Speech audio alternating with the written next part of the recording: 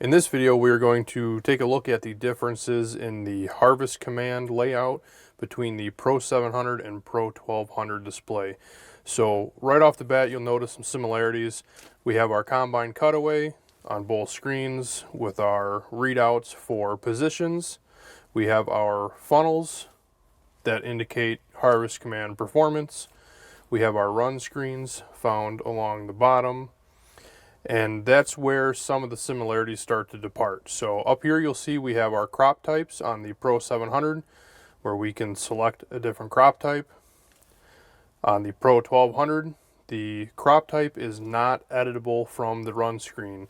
You need to select on your grower farm field and establish a crop type during your machine setup.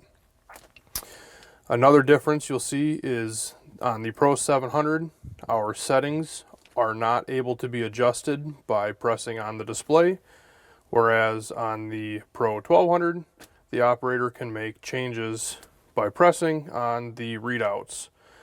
Both displays will indicate changes made on the right-hand console, but again, the Pro 1200 is not editable from the display.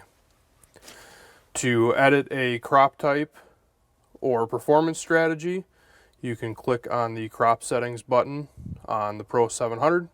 Similar on the Pro 1200, the crop settings can be found on the upper right hand toolbar.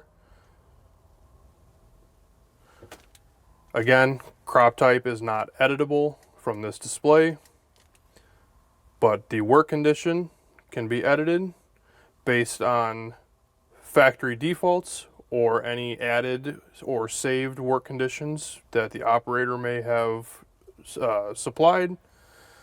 On the Pro 1200, it's the same. You can select from defaults or pre-saved strategies or work conditions, and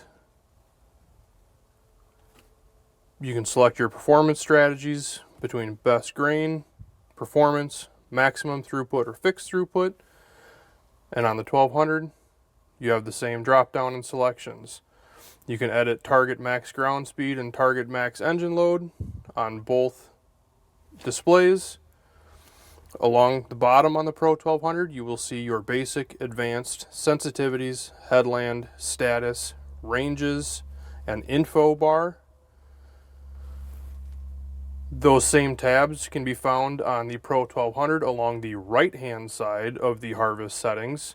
You have your basic, advanced, sensitivity, headlands, status, info, and browse tabs. So within these tabs, you'll see additional settings, your initial settings, adjustment frequency, threshing conditions, max rotor speed, and sieve load configuration found on the Pro 700. And on the Pro 1200, you also see initial settings, threshing condition, adjust frequency, feed rate sensitivity, and max rotor speed. On our sensitivity tabs, you can adjust the sensitivity of the sensors. On headland, you can adjust your offsets for headland mode. On status, you can see the status of our sensors that make up the harvest command system. On the Pro 1200, these are marked as installed but are not editable.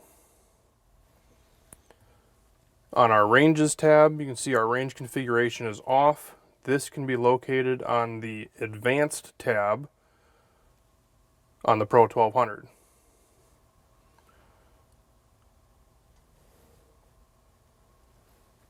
We have our info. This will read out your crop type and suggested settings on both on both displays. And on the Pro 1200, we have an additional browse tab where you can open up additional sections. The nice thing about the Pro 1200 is that you can, under harvesting, select two different work conditions and compare your machine settings. So you'll see we have the automation default or wet 25% work conditions for corn selected. And you can scroll through these settings and see if there's any differences. So you'll see our lower sieve on default is 13 millimeter opening. It's 14 millimeter opening on the wet condition.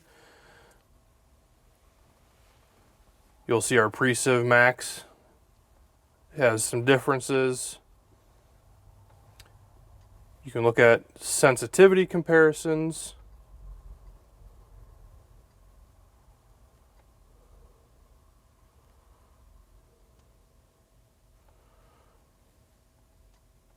Headland offsets.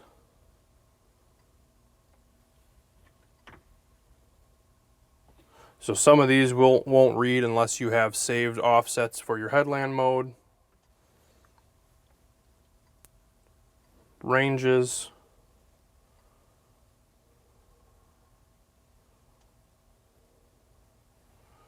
And feed rate.